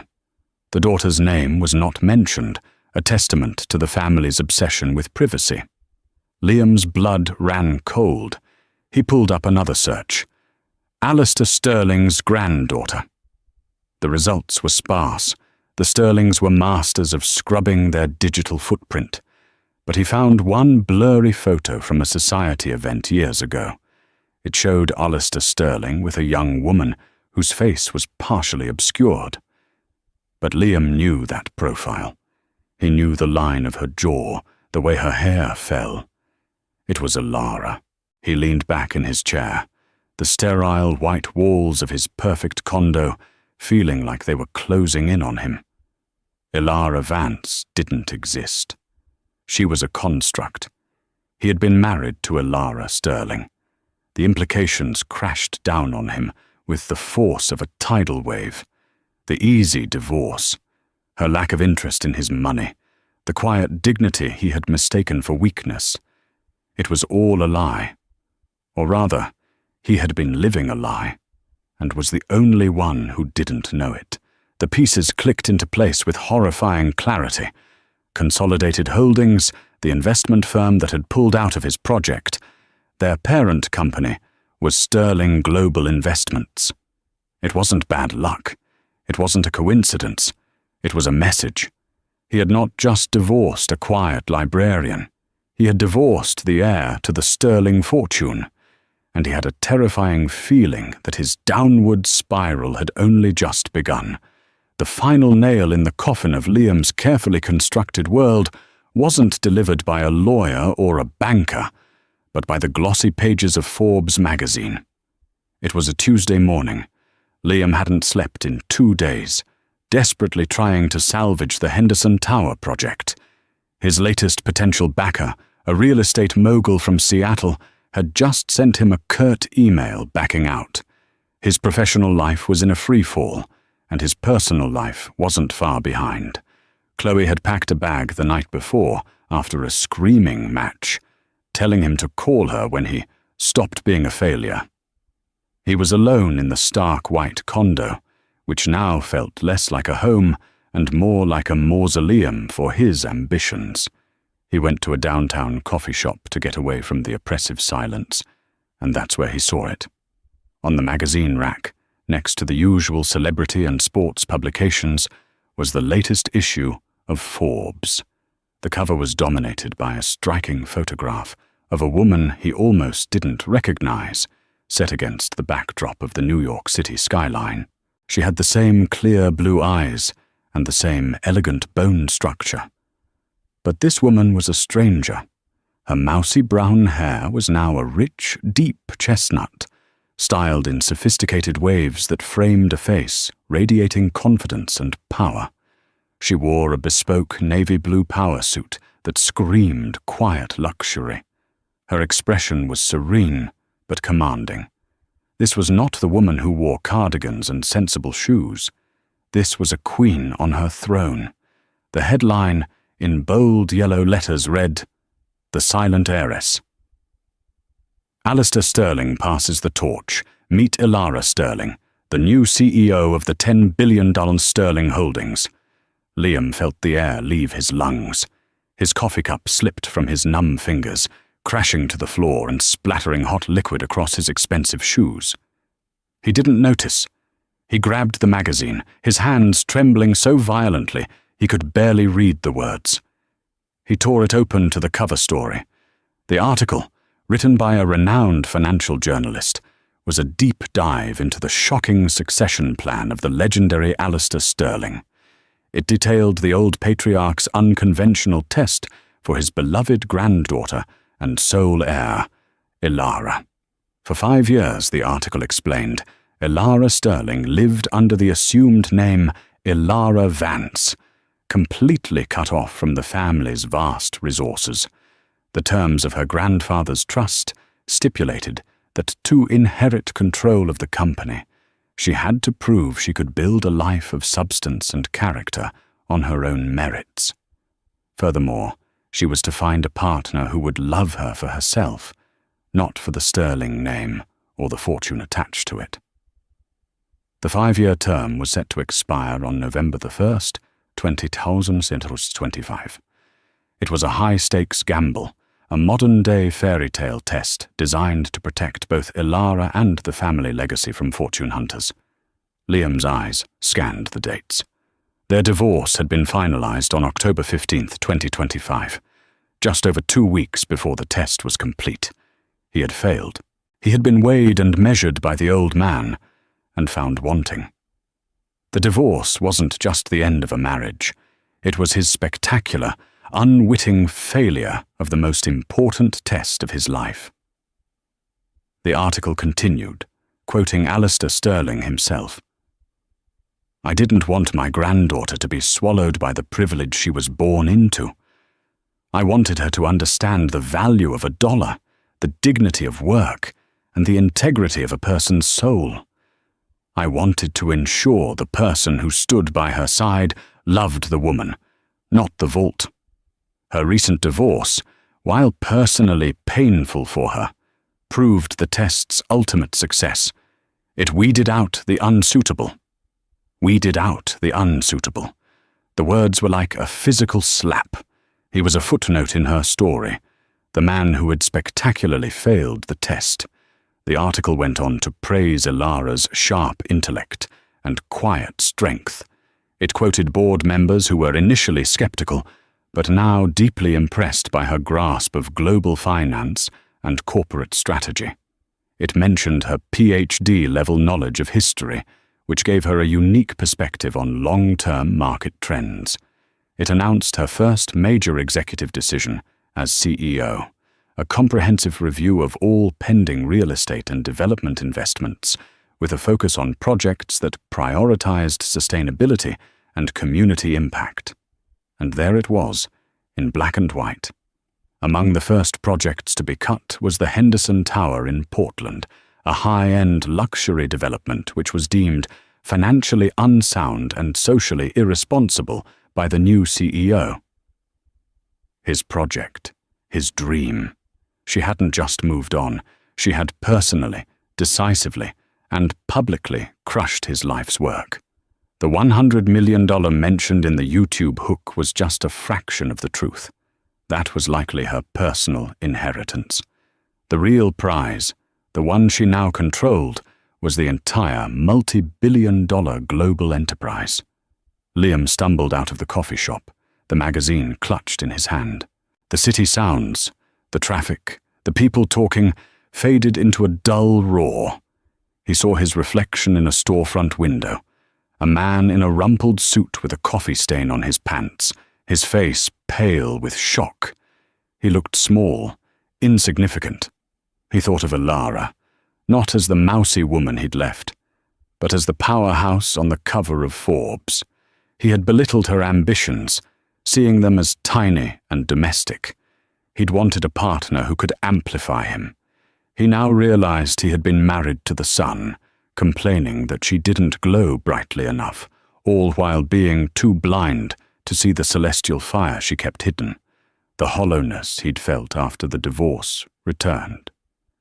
But now it was an all-consuming abyss. He hadn't just lost a wife. He had lost a world he never even knew existed. And in his greedy, short-sighted quest for a gilded cage, he had thrown away the key to a kingdom. The fallout from the Forbes article was swift and brutal. Liam's phone, which had been silent with rejection for weeks, now blew up for an entirely different reason. Friends, colleagues, and acquaintances who had envied his clean break now called either to gawk or to offer pity laced with schadenfreude. "Man, I saw the magazine. I can't believe it. You divorced a secret billionaire?" his friend David asked, his voice a mixture of awe and morbid curiosity. "What does that even feel like?" It felt like drowning. His professional world disintegrated completely. The Henderson Tower project was officially dead. The public statement from Sterling Holdings, citing its lack of social responsibility, made him a pariah in the Portland architectural community. He was the man who designed a financially unsound and socially irresponsible building. No one wanted to be associated with that kind of failure. His firm, Peterson Designs LLC, which he had protected so selfishly in the divorce, was now worthless. Clients pulled out of smaller projects, and his staff, sensing the imminent collapse, resigned to find work at more stable firms. Then came the call from Chloe. "I'm at the condo, packing the rest of my things," she said, her voice devoid of any emotion. "I'll have movers take the furniture I bought.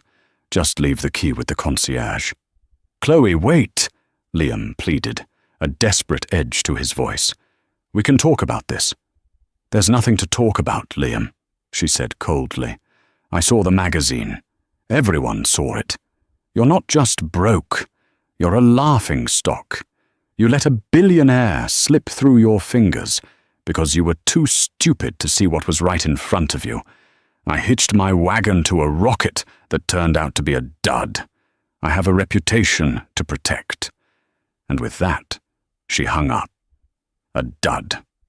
That's what he was. The irony was suffocating.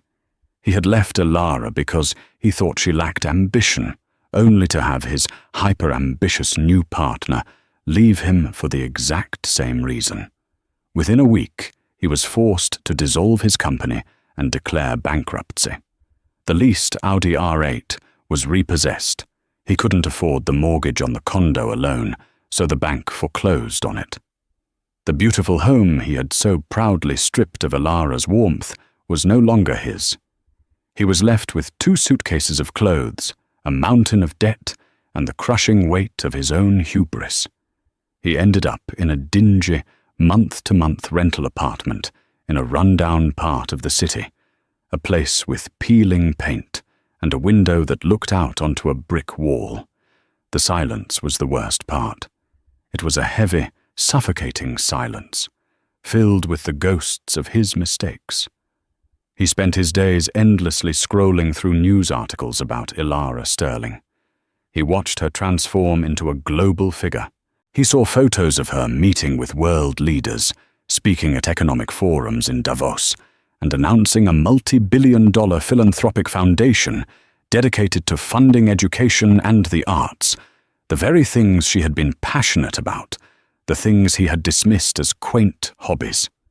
Every article, every picture, was a testament to the depth of his misjudgment. He hadn't just misread her financial status, he had fundamentally misunderstood her character. Her quietness wasn't passivity, it was observation.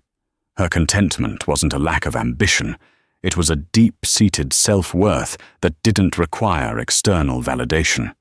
Her strength wasn't in fighting loud battles, but in enduring silent wars with a grace he could never comprehend. One night, drowning his sorrows in cheap whiskey, he found an old photo on his laptop from their 3rd anniversary. They were on a hiking trip at Mount Hood. In the photo, Elara was smiling, her face free of makeup, her hair messy from the wind. She was looking at him with such pure, unadulterated love. It was a look that had nothing to do with Peterson Designs or the Henderson Tower. It was for Liam, the man. The man who made her laugh, the man who read poetry to her, the man she had chosen. A sob escaped his lips, raw and ragged. He had been loved completely and unconditionally by an extraordinary woman, and he had thrown it all away in exchange for a shallow, glittering imitation of success. He had told himself he left her to build an empire. Now, Sitting alone in his crumbling apartment, he finally admitted the truth. He hadn't been building an empire. He had just been building a bigger, more elaborate cage for his own insecurity. Ilara was never the one holding him back.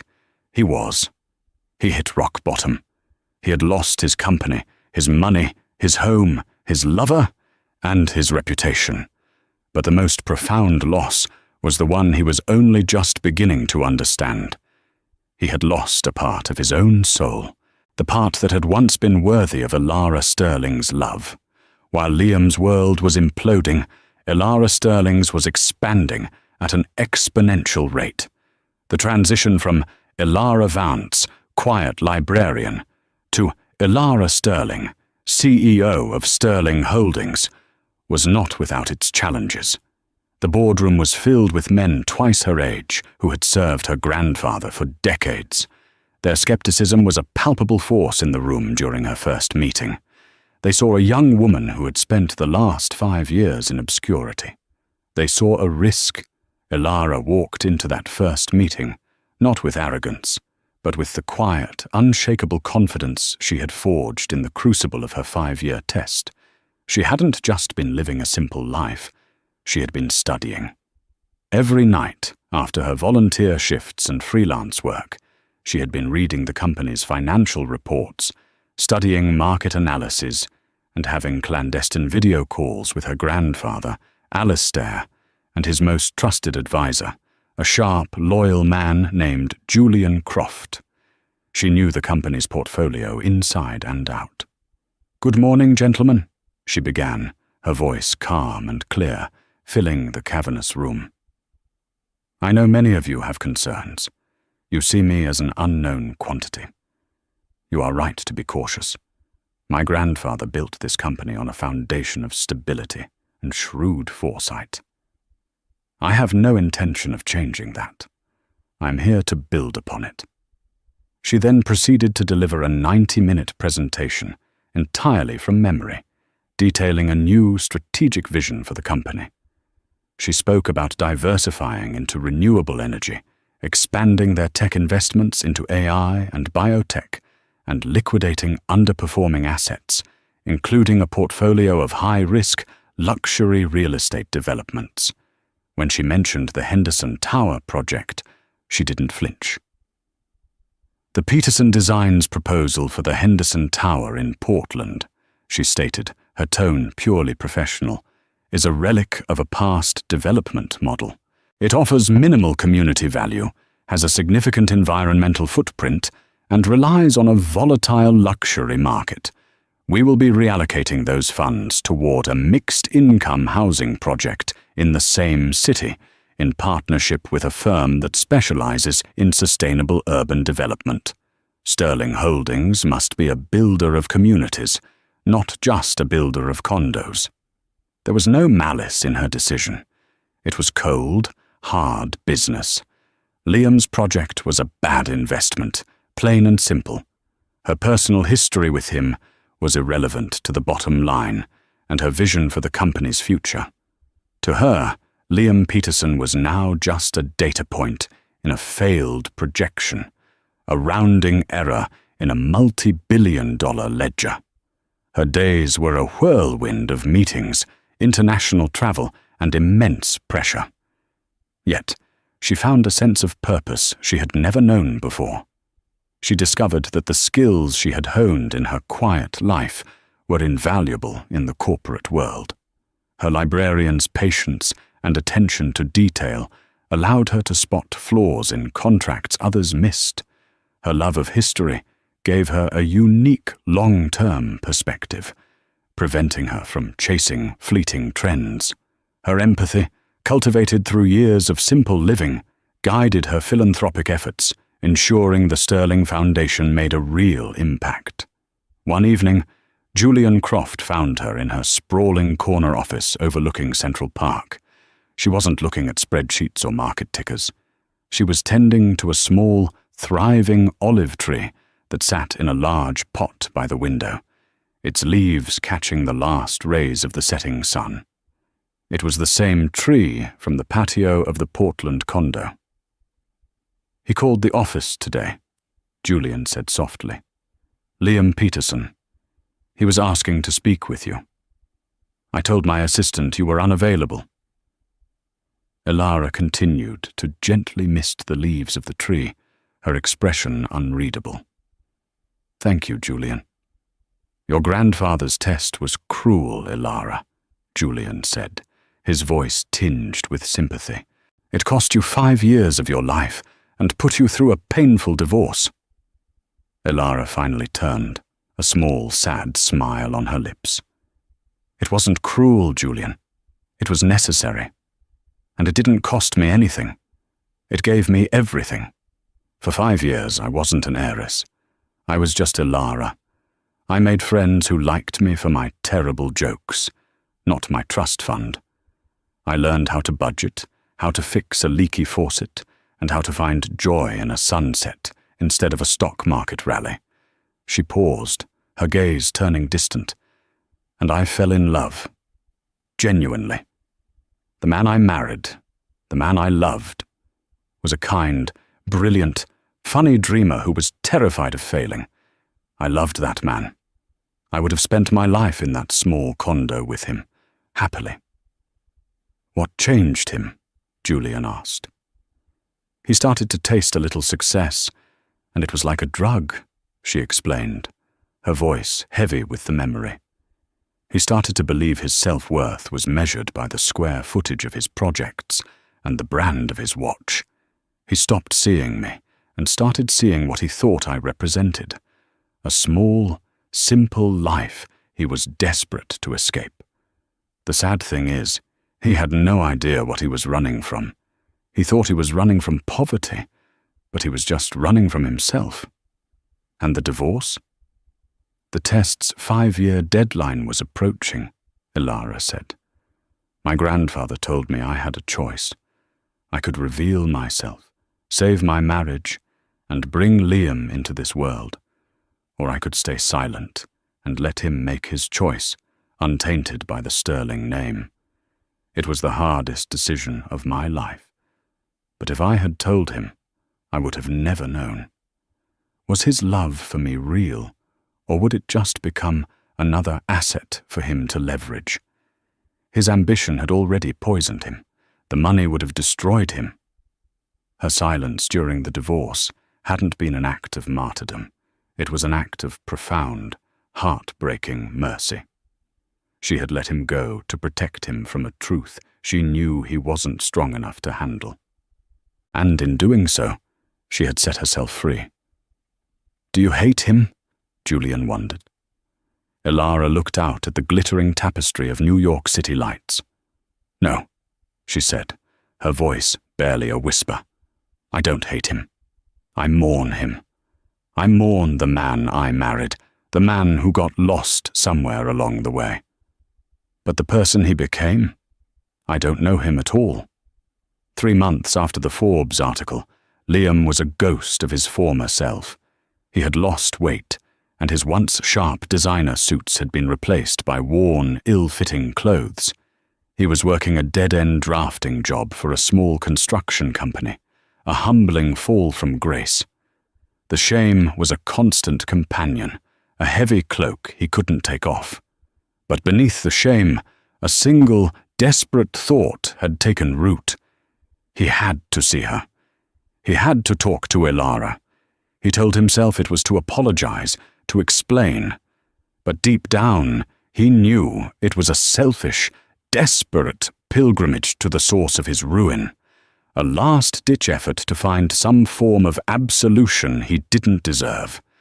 He used the last of his meager savings to buy a bus ticket to New York City. The journey took 3 days, a long, grueling trip that gave him too much time to think. He arrived in Manhattan feeling small and insignificant, a piece of driftwood washed up on the shores of a granite island. The Sterling Holdings headquarters was an imposing skyscraper of glass and steel on Park Avenue, a monument to the power and wealth he had thrown away. For 2 days, he just stood across the street, watching the endless flow of important people coming and going, trying to work up the courage to approach. Finally, on the third day, he saw her. Elara was stepping out of a black sedan, flanked by 2 security guards. She looked even more radiant and powerful in person than she did in magazines. She moved with a sense of purpose and grace that seemed to command the very air around her. He saw a flash of the woman he once knew in the way she smiled at her driver. But it was fleeting. This was a different person, forged in a fire he had helped to light. He took a deep breath and crossed the street, his heart hammering against his ribs. "Elara!" he called out. She stopped and turned. Her eyes, those same clear blue eyes, widened for a fraction of a second in recognition. The professional mask fell away, replaced by a complex swirl of surprise, pity, and a deep, weary sadness. Her security detail moved instinctively to intercept him, but she raised a single, calm hand to stop them. "Liam," she said. Her voice was steady, but it was the voice of a CEO, not the voice of his wife. "What are you doing here?" "I had to see you," he said, his voice cracking. He felt the eyes of the city on him, the doorman, the passers-by. "I needed to apologize. I was a fool, Elara. A blind, arrogant fool. I didn't know. I swear if I had known who you were." He trailed off, realizing how pathetic his words sounded.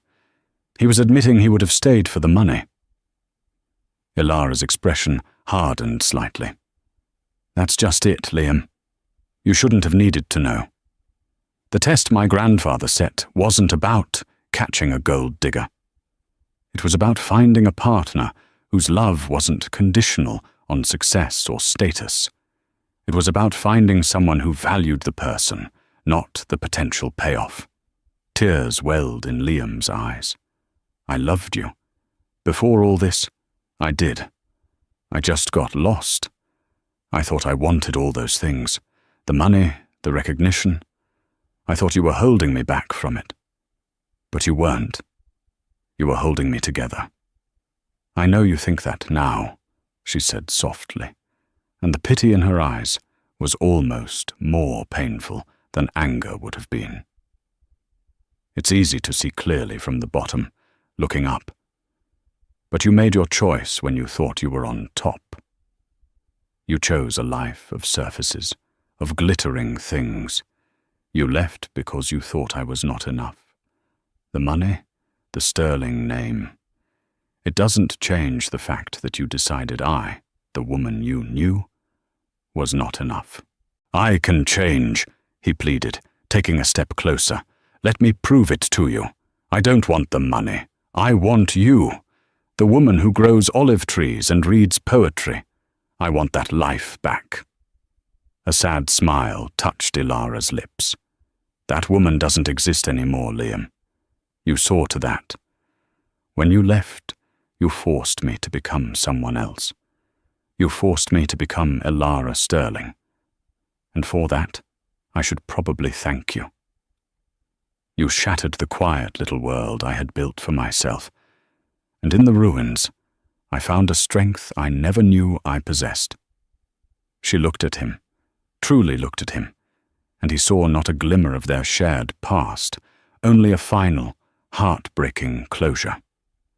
"I forgive you, Liam," she said, and the words were like a release. "I forgive you for my own peace, not for yours. I want you to go and build a new life, a real one this time. Find a way to be happy with who you are, not what you have. That's the only success that will ever truly matter." She gave a slight nod to her security guards. "Goodbye, Liam." And with that, she turned and walked through the gleaming glass doors of the skyscraper, disappearing into a world where he no longer belonged. He was left standing on the pavement, the echo of her words of final judgment. She had forgiven him, but she had not absolved him. He was left alone with the ruins of his life and the monumental task of learning how to rebuild. A year passed, the story of Liam Peterson and the silent heiress faded from the gossip columns, becoming just another cautionary tale whispered at cocktail parties. Liam never returned to Portland. The shame was too great. He moved to a small town in the Midwest, a place where no one knew his name or his spectacular fall from grace. He took a job with a local architect, a man in his late 60s who designed community centers, libraries, and affordable housing. There was no glory in it, no magazine covers, no champagne receptions. But slowly, painstakingly, Liam Peterson began to rebuild. He poured himself into his work, not for fame or fortune, but for the simple satisfaction of creating something useful, something that served a community. He designed a wing for the local library, and in the quiet hours spent among the books, he felt a sliver of the peace he had lost. He started to see the value not in towering skyscrapers, but in the humble foundations that support a community. He was poorer than he had ever been, but in many ways, he was becoming richer. He never tried to contact Ilara again. He knew that chapter of his life was permanently closed. Sometimes he would see her on the news, a poised and powerful figure on the world stage. He felt a strange sense of pride, mixed with the ever-present ache of regret. He had been a footnote in her epic, but he was grateful to have witnessed it at all. He had loved a queen, even if he had been too blind to see her crown. Meanwhile, in New York, Ilara Sterling thrived. She had become one of the most respected and innovative CEOs in the world, renowned for her ethical approach to business and her transformative philanthropic work. The Sterling Foundation had opened arts and literacy centers in underserved communities across the country. She was powerful. She was wealthy beyond measure. But she never lost the part of herself forged in those 5 quiet years. She still preferred a good book to a gala. She still found solace in her rooftop garden at her Manhattan penthouse, where the small olive tree from Portland now stood tall and strong, a living symbol of her past and her resilience. She was often asked in interviews if she was in a relationship. Her answer was always the same: I am fully committed to my work, which I love. I learned a long time ago that the most important foundation you can ever build is one of your own self-worth. I'm still enjoying the view from it. The story of Liam and Ilara became a quiet legend. It was a story about a man who traded a diamond for a shard of glass, a man who flew too close to a sun he didn't even know was there. And it was the story of a woman who had to lose everything to gain a kingdom. A woman who proved that true power isn't in the noise you make, but in the quiet, unshakable strength you hold within. A strength built not on a fortune, but on a foundation of character that no amount of money could ever buy. In the end, this isn't just a story about money or a secret identity. It's a powerful lesson about value. Liam Peterson chased a life he thought he wanted, a life of status and applause, and in doing so, he lost something truly priceless. He learned the hard way that a person's worth isn't defined by their bank account, but by their character. Ilara Sterling, on the other hand, showed the world that true strength isn't about fighting every battle. Sometimes the most powerful move is a strategic silence, a quiet retreat to build a stronger foundation. She lost a husband, but she found herself, and in the process, inherited the world. What do you think? Was Ilara's grandfather right to put her through such a difficult test? And can someone like Liam ever truly redeem themselves? Let us know your thoughts in the comments below. If this story of ambition, loss, and incredible resilience resonated with you, please hit that like button, share it with someone who loves a good real-life drama, and make sure you subscribe to our channel for more unforgettable stories just like this one. Thank you for watching.